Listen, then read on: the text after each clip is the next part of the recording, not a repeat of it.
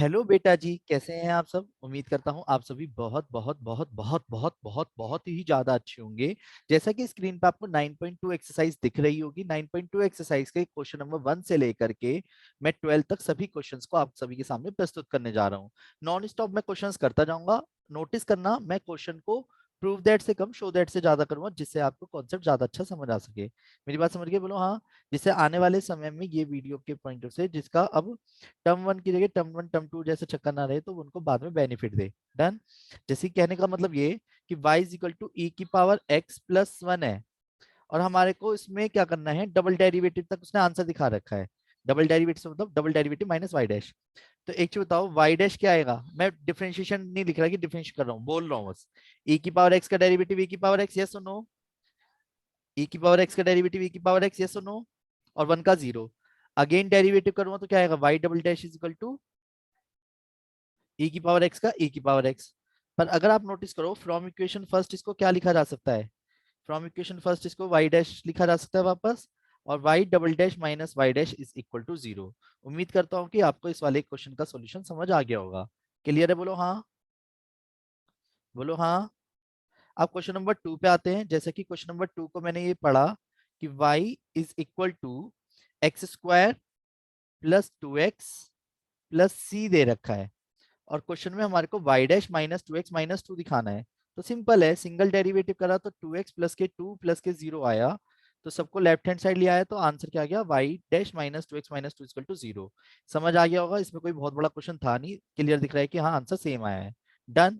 फिर आते हैं तीसरे क्वेश्चन पे। y इज इक्वल टू क्या दे रखा है, क्वेश्चन अगर आप सबने पढ़ा हो तो तीसरा क्वेश्चन क्या दे रखा है, अगर कॉस मेरे एक्स साथ साथ। Plus C. थैंक यू भैया, साथ साथ बोलते रहोगे तो जल्दी टाइम भी सेव होगा और क्वेश्चन भी रहेंगे। तो y dash is equal to cos x का डेरिवेटिव माइनस साइन x और c का डेरिवेटिव जीरो। जिसमें कि साइन x को लेफ्ट हैंड साइड ले आऊंगा तो क्या हो गया, प्लस के साइन x प्लस सी एक वो plus zero is equal to zero यानी। डन, यही आंसर दे रखा है, बोलो हाँ। अब हाँ भी नहीं बोला जा रहा होगा ना कहीं पे तो। Yes sir. ओके, थैंक हाँ यू भैया। दीदी। क्वेश्चन नंबर 4 क्या दे रखा है, y is equal to root one plus x square. और आंसर को चीटिंग कर लेता हूँ, आंसर में कहीं ना कहीं y भी दे रखा है, तो ठीक है। तो इसको फर्स्ट इक्वेशन मानते हैं। डिफरेंशिएशन ऑन बोथ साइड जब मैं करा, तो y डैश जब आया तो रूट का derivative one upon two root होता है, ये याद है। रूट का derivative one upon two root one plus x square, one plus x square का टू एक्स हो गया। मैंने ये पाया कि टू से टू कटने के बाद x upon root one plus x square हो गया। यहाँ तक कोई दिक्कत तो नहीं है। तो रूट, अब जब भी रूट नीचे होता है तो हम क्या करते हैं, रेशनलाइज करते हैं, ये बात आपको पता ही होगी। तो रूट को हाँ हाँ। हटाने के लिए तो मैंने इसको रेशनलाइज कर दिया। क्या ये मुझे मना कर देगा, नहीं बताओ, क्या ये मुझे मना करेगा, नहीं ना। और ये वन प्लस एक्स स्क्वायर। तो फ्रॉम इक्वेशन फर्स्ट अगर आप ध्यान से देखो तो root one plus x square को मैं क्या लिख सकता हूँ, वाई लिख सकता हूँ। आंसर आ गया। आंसर, ओ बेटे की जान, ये तो सेम आंसर आया है। आया आया आया। क्लियर है बेटा, बोलो हाँ। नेक्स्ट क्वेश्चन नंबर 5 पे आते हैं। y is equal to a x. Question में क्या दे रखा है हमारे को, y is equal to a x. तो y is equal to a x दे रखा है, और आंसर जो भी लाना है वो अपने आप आ जाएगा। तो देखो करने का तरीका देखो, मैं y के नीचे x को ले गया a, क्योंकि आंसर मुझे कहीं भी a नहीं दिखा। तो जैसे ही मैं डिफरेंशिएशन करूंगा तो मैं ये पाया कि क्वेश्चन टूल लगेगा, यस और नो। क्वेश्चन टूल क्या होता है, नीचे वाले का होल स्क्वायर, नीचे वाला as it is derivative of ऊपर वाला माइनस ऊपर वाला as it is derivative of नीचे वाला। डन। तो x y dash minus y, x का डेरिवेटिव वन हो गया, और ये सारा जो एक्स स्क्वायर था वो जीरो में ले गया। X y dash is equal to y. उम्मीद करता हूँ यही हमारे को शायद शो करना था, यस और नो। यस और नो। क्या आप पे इतना भी नहीं बोला यस जा रहा है, सर। यस और नो। थैंक यू दीदी। नेक्स्ट क्वेश्चन नंबर 6 पे आते हैं। सिक्स क्वेश्चन क्या बोला गया है, क्या कोई पढ़ देगा या मैं देख लूं। चलो इतनी देर लगाओगे, इतनी देर में तो पढ़ लूंगा। तो y इज इक्वल टू क्या दे रहा था क्वेश्चन में, एक्स साइन एक्स। और आंसर को थोड़ा सा चिटिंग कर लेते हैं जिससे हमारे को शो करने में हेल्प मिले। अच्छा, वाई डैश के साथ एक्स चिपका रखा है, ठीक है ले आएंगे। तो ध्यान से देखिएगा, जब मैं प्रोडक्ट टूल क्या कहता है, first as it is derivative of second plus second as it is derivative of first, yes और नो। तो जब मैं वाई डैश करूंगा तो product tool first as it is sine x का cos x plus sine x as it is x का one. यहाँ तक कोई दिक्कत तो नहीं है। पर मैंने जब आंसर को चिटिंग किया था तो मैंने ये पाया कि वाई डैश के साथ एक्स भी चिपका रखा है, दिख रहा है दिख रहा है दिख रहा है, वाई डैश के साथ एक्स। तो मैंने according to question multiply by क्या करा, एक्स ऑन बोथ साइड कर दिया, तो मैं इसी से ही आंसर को मैच करा रहा हूँ, कोई दिक्कत तो नहीं है, दिक्कत होनी भी नहीं चाहिए क्योंकि मैं कर रहा हूँ। X square cos x plus के एक्स साइन एक्स, यहां तक कोई दिक्कत। अब मैंने ये पाया कि लेफ्ट हैंड साइड को तो छेड़ूंगा भी नहीं, पर क्या मैं इसको ऐसे लिख सकता हूँ, x into x cos x, बोलो हाँ। और एक्स साइन एक्स को क्या लिखा जा सकता है, वाई। यहाँ तक कोई दिक्कत तो नहीं है, आंसर में वाई चाहिए, बिल्कुल चाहिए, तो सही बात है। क्यों लिखा इसे मैंने, फ्रॉम इक्वेशन फर्स्ट, दिख रहा है, बोलो हाँ। अब वेट, ध्यान से देखते जाना, हर किसी को ये बात मैं बताता नहीं हूँ, ध्यान से देखते जाना। क्या मैं इसको x square cos square x लिख सकता हूँ रूट लगा के, बोलो हाँ, बोलो ना यस हाँ। सर। अब वेट, कॉस स्क्वायर एक्स को 1 - साइन स्क्वायर एक्स लिख सकता हूँ। देखो प्रूव दैट तरीके से तो आप कर ही लोगे, अब मैं अपने तरीके से कर रहा हूँ, मेरा मन, सही बात है। अब मैं एक्स स्क्वायर की इंटू दोनों के साथ करूंगा तो x square sine square x लिख सकता हूँ, बोलो हाँ। और फ्रॉम इक्वेशन फर्स्ट अगर आप फिर से ध्यान से देखो, तो एक्स स्क्वायर साइन स्क्वायर को क्या लिख सकता हूँ मैं, वाई लिख सकता हूँ, यानी y y square square. Plus y. आया आया आया, डन, यही आंसर दे रखा था, तो मैंने कहीं भी आंसर को देखा ही नहीं, उससे ले आया। पर आपको देसी तरीका बता देता हूँ कि अगर आपका बिल्कुल भी आंसर मैच नहीं करता है, तो आप इस क्वेश्चन में किस तरीके से करना, आप जो है इसका सिंगल डेरिवेटिव का निकाल के यहाँ रख देना, y की वैल्यू यहाँ रख देना, इस y की वैल्यू यहाँ रख देना, LHS RHS बराबर आ जाएगा गारंटीड, अगर तरीके से करते तो। डन। पर आपने मेरे हाथ में सॉल्यूशन को दिया था तो इसलिए मैंने पूरा सॉल्व करा है। डन। क्वेश्चन नंबर 7 पे आ चुका हूँ। 7 क्वेश्चन में जैसा कि मुझे दिख रहा है वाई डैश को खाली किया गया पूरे क्वेश्चन में और आंसर अपने आप आएगा, ठीक है। तो क्वेश्चन नंबर 7 मेरे लिए कोई पढ़ देगा क्या, या मैं खुद ही पढ़ लूं अपने आप। X y is equal thank you to भैया, log y thank you plus so c. Much, फिर से बोलना। X y is equal to x y is equal to या log y plus c. Log y log y plus plus plus c. C 3 c सी। सी सी। ओ, मेरे को भी समझ आया, differentiation on both side with respect to x, और x y तो चिपके हुए हैं, यानी इसमें क्या लगेगा, product rule. First as it is derivative of second, second as it is derivative of first, log y का डेरिवेटिव 1/y, पर y का डेरिवेटिव करना मत भूल जाना, और इसका जीरो। जैसा कि मैंने अभी ये पाया था कि आंसर में y डैश एक जगह था, तो y डैश अपन y इधर ले गया, इस y को राइट हैंड साइड ले जाऊंगा तो क्या हो रहेगा, माइनस के y। यहाँ तक कोई दिक्कत तो नहीं है। फिर मैंने ये पाया कि यार मैं अगर एलसीएम लेता हूं तो एक्स वाई वाई डैश के साथ माइनस के y dash is equal to minus के वाई हो जाएगा। वाई डैश कॉमन निकालता हूं तो एक्स वाई माइनस के 1/y is equal to minus y, y dash is equal to minus के y square upon x y minus के 1। Denominator में अगर मैं माइनस को कॉमन निकालता हूं तो माइनस कॉमन निकालने पे 1 - हो जाएगा, और आंसर में माइनस से माइनस कटने के बाद ये आया कि 1 plus, oh my God, 1 - XY। क्या हमारे को आंसर यही दे रखा है, बोलो हाँ। आपके सामने तो आंसर आप चीटिंग करके भी नहीं बोल पा रहे क्या, हाँ भाई यही यस दे रखा है, सर। अरे वाह, वेरी गुड अभिषेक, शाबाश शाबाश, बहुत अच्छे। आप तो बहुत अच्छे से क्वेश्चन करके दिखा रहे हो। नेक्स्ट आगे बढ़ जाऊं, बोलो हाँ। नेक्स्ट क्वेश्चन नंबर 8 पे आते हैं, तो 8 क्वेश्चन में आपको दिख रहा होगा, क्या दिख रहा है, y minus cos y equal to x, क्योंकि आप तो बोलोगे नहीं, y minus cos y equal to x, yes और नो। और एक बार थोड़ा सा आंसर को चीटिंग कर लेते हैं, ओ हो, ओ माय गॉड, आंसर में y डैश है और y के बराबर लाना है, ओके डन।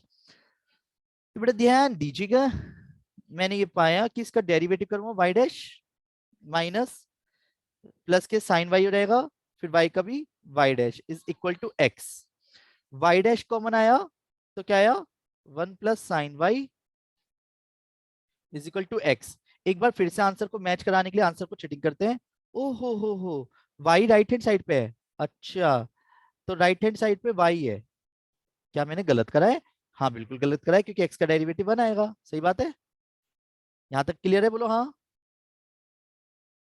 अब मैंने ये पाया कि यार राइट हैंड साइड पे 1 है, तो मैंने जान की क्या करूँगा, multiply by y on both side, बोलो हाँ। तो क्या ये मुझे मना कर देगा मल्टीप्लाई करने से, वाई डैश कितना मल्टीप्लाई करके वाई को अंदर ले गया, y plus y sine y और इज इक्वल टू वाई, इस वाले वाई को छेड़ूंगा नहीं, अब जो ये वाला वाई है, फ्रॉम इक्वेशन फर्स्ट, देखो इधर से अगर मैं वाई की वैल्यू खाली करता हूँ ना, तो आप अपने इसलिए दिखा रहा हूँ, एक्स प्लस कॉस वाई लिख सकता हूँ वाई को, बोलो हाँ, बोलो हाँ। Yes sir. तो इस वाले y को मैंने क्या लिख दिया, x प्लस कॉस वाई और प्लस के y साइन वाई और is equal to y, hence proved. Yes और नो? नहीं आया समझ? नहीं आया समझ? इस वाले y को रिप्लेस कर दिया दोनों से। डन? Yes sir. इजी? क्या कह रहे हो सर, ये तो बहुत इजी लग रहा है अब। और जो हमने करे और आप जो कर रहे हो इसमें तो जमीन आसमान का अंतर है, क्योंकि मैं कर रहा हूँ शो दैट तरीके से। मतलब मैं आंसर को देख के बस चीटिंग तो कर रहा हूँ, पर उससे हेल्प लेके कर अपना ही क्वेश्चन ना हो। इसे बोलते हैं show that. X plus y equal to tan verse y दे रखा है क्वेश्चन में। क्या दे रखा है क्वेश्चन? बोलो। X plus x y plus equal y to. is equal to tan inverse y। अब मैंने थोड़ी सी और जब चिटिंग करी तो मैंने ये पाया कि आंसर में वाई डैश सारा लपेट रखा है लेफ्ट हैंड साइड। तो ठीक है, मैं भी नॉर्मल डेरिवेटिव कर देता हूँ। एक्स का डेरिवेटिव क्या आएगा? वन। वाई का डेरिवेटिव क्या आएगा? Y dash. y और dash। टेन वर्स वाई का डेरिवेटिव क्या आएगा? One upon one plus y One- square. और वाई का डेरिवेटिव वाई डैश। आया आया आया? बोलो हाँ आया जी आया। लेफ्ट हैंड साइड पे ले आया वन प्लस वाई डैश और one plus y square is equal to y dash. यहां तक कोई दिक्कत है बोलो? फिर one plus y square plus के वाई डैश के साथ y square is equal to y dash. और मैंने ये पाया कि वाई डैश से वाई डैश कट गया। दिख रहा है बोलो हाँ? और जैसे ही वाई डैश से वाई डैश कटा तो ये तो सीधा आंसर ही आ गया भैया। ओ माय गॉड, ऐसे कैसे? क्या ये आपको आंसर यही दे रखा है बुक में? प्लीज चीटिंग करके बोलो ना। यस सर, यही दे सकते हैं। अरे वाह, मैं तो बिल्कुल सही सही करे जा रहा हूँ। नेक्स्ट, अगले क्वेश्चन की तरफ आते हैं। Question number 10। ये सभी सॉल्यूशंस आप सभी के पास पहुंच जाएंगे स्क्रीनशॉट के रूप में, इसलिए प्लीज अपनी अखियों को सामने टिका रखें। अब हम क्वेश्चन नंबर 10 पे आ चुके हैं बेटा। Question number 10। तो 10th क्वेश्चन कोई पढ़ के सुनाएगा या मैं खुद ही चीटिंग करूं? y is equal to चलो, root a square minus x square। Thank you भैया। अब वेट, फर्स्ट डिफरेंशिएशन जब मैं करूंगा इसका पूरा ऑन बोथ साइड, तो y डैश रूट का डेरिवेटिव क्या आता है? वन अपॉन टू रूट ए स्क्वायर माइनस एक्स स्क्वायर। फिर रूट का के अंदर का मान का डेरिवेटिव तो जीरो माइनस टू एक्स। ये क्लियर बोलो हाँ? तो टू से टू जब कट जाएगा तो माइनस के एक्स अपॉन रूट ए स्क्वायर माइनस एक्स स्क्वायर आएगा। मैंने आंसर में देखा कि हमारे को कहीं भी नहीं दे रखा रूट वाला पोर्शन, तो मैंने ये पाया, क्या मैं फ्रॉम इक्वेशन फर्स्ट, सभी ध्यान दीजिएगा, क्या मैं फ्रॉम इक्वेशन फर्स्ट रूट वाले पोर्शन को क्या लिख सकता हूँ? y लिख सकता हूँ? बोलो हाँ। और y को लेफ्ट हैंड साइड ले आया, y y dash equal to minus x. तो y y डैश क्या आएगा? y y डैश प्लस के x is equal to zero. आया आया आया? बोलो हाँ आया। ये अब आपने वेट, स्क्वायर का क्या करा है? अब मेरी जान, अरे ये नहीं ऊपर टॉप पे सबसे, जब आपने उसका जब दोबारा जीरो करा है। बेटा, डेरिवेटिव जीरो। नहीं आया समझ? अच्छा ठीक है। ओके, आया समझ? बोलो हाँ। अब वेट, अब आपकी जानकारी के लिए सभी को एक चीज क्लियर कर देता हूं। इसे बोलते हैं जनरल सॉल्यूशन, और ये जो आया है इसे बोलते हैं डिफरेंशियल इक्वेशन। जो भी आपको क्वेश्चन दे रखे थे, हमने क्या देखा था अब तक, जैसी 12th क्लास में डिफरेंशिएशन और 11th क्लास में भी डिफरेंशिएशन किया था, तो हर बार हम डिफरेंस जनरल सॉल्यूशन से डिफरेंशियल इक्वेशन क्रिएट करते थे। मैंने क्या बोला? जनरल सॉल्यूशन से डिफरेंशियल इक्वेशन क्रिएट करते थे। तो इस एक्सरसाइज ने हमारे को उस चीज को बस याद दिलाया था। इसलिए इस तरीके के क्वेश्चंस पेपर में कभी भी हिट नहीं होते, क्योंकि इससे ज्यादा क्वेश्चंस हम कर चुके होते हैं डिफरेंशिएशन में। अब पॉइंट आता है कि सर फिर इस एक्सरसाइज के अंदर हमारा मेन कॉन्सेप्ट क्या है, वो मैं आप सभी की जानकारी के लिए बता दूं। तो इस एक्सरसाइज का सबसे मेन कॉन्सेप्ट है जो आपको दिख रहा होगा, क्वेश्चन नंबर 11 और क्वेश्चन नंबर 12। ये बहुत इंपॉर्टेंट है, इसके लिए मैं इस पूरे कॉन्सेप्ट को सिखाना चाहूंगा। क्या आप सब तैयार है? बोलो हाँ। देखो बेटा, एक होता है पर्टिकुलर सॉल्यूशन। क्या बोला मैंने? Particular solution. एक होता है जनरल सॉल्यूशन, जनरली जो यूज किया जाए, यानी किसी भी चीज का। अब जनरल सॉल्यूशन और पर्टिकुलर सॉल्यूशन में डिफरेंस क्या है? हालांकि ये बातें मैं किसी को बताता नहीं हूँ, बस पता है ना क्यों बता रहा हूँ? आप सब अपने इसलिए, ठीक है? घमंड तो नहीं करोगे? जल्दी बोलो। Sir, no sir. ठीक है। तो पर्टिकुलर सॉल्यूशन और जनरल सॉल्यूशन में थोड़ा सा डिफरेंस बताता हूँ। पर्टिकुलर सॉल्यूशन में कोई भी आर्बिट्रेरी कांस्टेंट नहीं होता। जैसे कि अगर आप नोटिस करो, तो आपको एक इक्वेशन तो दिख रही होगी, चाहे वो in terms of x y हो या 2x² प्लस के 5x minus 7xy is equal to 8 या कुछ भी दे दे, तो कहीं भी आपको ए बी सी डी नहीं दिख रहा होगा। डन। एग्जाम्पल के तौर पे जरा समझना, क्लियर है। पर अगर मैं यहाँ पे एग्जाम्पल लिखता हूँ, मैंने लिखा y is equal to mx ax² plus के bx प्लस के c। डन। और y square is equal to 4ax। अगर आप ऐसी एग्जाम्पल की तरफ ध्यान दो तो इन सब में आर्बिट्रेरी कांस्टेंट है। इसमें कितने आर्बिट्रेरी कांस्टेंट हैं? जनरल सॉल्यूशन बोलते हैं जिसमें जिसमें कोई ना कोई आर्बिट्रेरी कांस्टेंट हो। आर्बिट्रेरी कांस्टेंट का मतलब क्या है? यानी ऐसा कांस्टेंट, ऐसी कांस्टेंट वैल्यू, ऐसा कांस्टेंट जिसकी वैल्यू हमें पता नहीं होती। क्लियर है? एक ऐसी वैल्यू जिसकी वैल्यू हमें पता नहीं होती फिर भी वो कांस्टेंट होता है, ऐसे कॉन्सेप्ट को बोलते हैं आर्बिट्रेरी कांस्टेंट।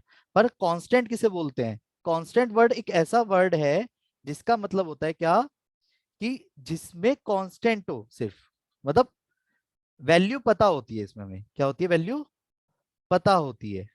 अब जरा समझना, इस दोनों इक्वेशनों में जो पहला क्वेश्चन और दूसरा क्वेश्चन आपको दिख रहा होगा, क्या कहीं भी आपको कोई भी आर्बिट्रेरी कांस्टेंट दिख रहा है? जल्दी बोलो, क्या आपको कोई भी आर्बिट्रेरी दिख रहा है इधर पर्टिकुलर सॉल्यूशन के पहले दूसरे में? कहीं भी A B C D M 11 या कुछ भी ऐसा कुछ दिख रहा हो? No sir. अब पर इसमें देखो, इसमें कितने आर्बिट्रेरी कांस्टेंट हैं? एक। इसमें इसकी दूसरी इक्वेशन में जनरल सॉल्यूशन की पहली लिखी है, दूसरी लिखी है, तीसरी लिखी है, और इसको चलो एक और चेंज करता हूँ, x² by a² plus y² by b² equal to 1 करके लिख देता हूँ। तो नोटिस करो इस वाले में, दूसरे वाले क्वेश्चन में कितने आर्बिट्रेरी कांस्टेंट हैं? इसमें कितने आर्बिट्रेरी कांस्टेंट हैं? 3। 3। इसमें कितने आर्बिट्रेरी कांस्टेंट हैं? 2। 2। अब इस शब्दों पे ध्यान देना, जनरल सॉल्यूशन में डिफरेंट, जब भी जो बातें मैं लिख रहा हूं ना, ये हर किसी के लिए लिखता हूं, किसी के लिए नहीं लिखता हूं, ध्यान रखना। जब भी जनरल सॉल्यूशन को डिफरेंशियल इक्वेशन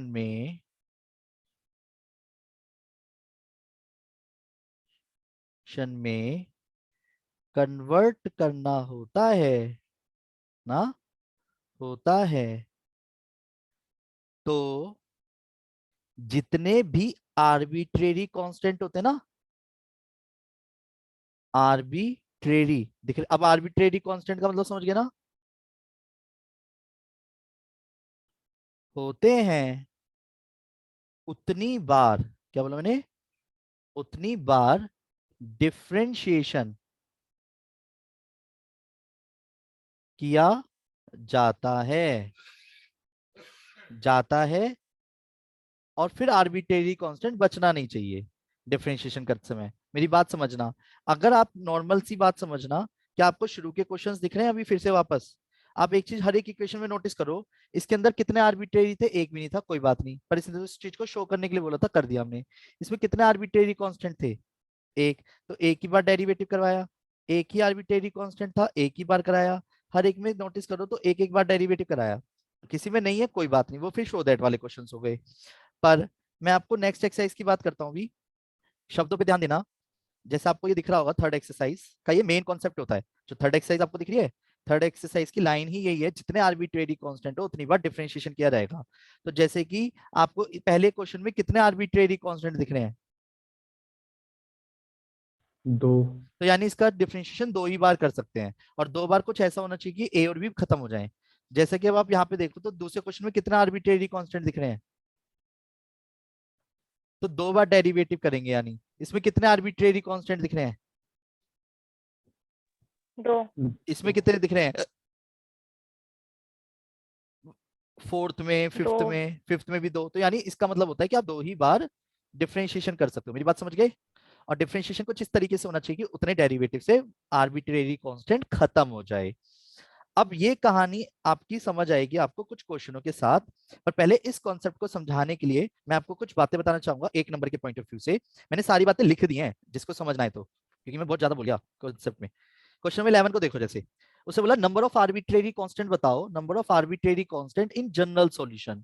अब भैया जनरल सॉल्यूशन में हम कैसे बताएं? उसे बोला डिफरेंशियल इक्वेशन में 4 बार डेरिवेटिव किया गया है, यानी 4th ऑर्डर है। तो अब खुद सोचो, जिस इक्वेशन में 4 बार डेरिवेटिव किया गया होगा तो उसके अंदर कितने आर्बिट्रेरी कांस्टेंट रहे होंगे?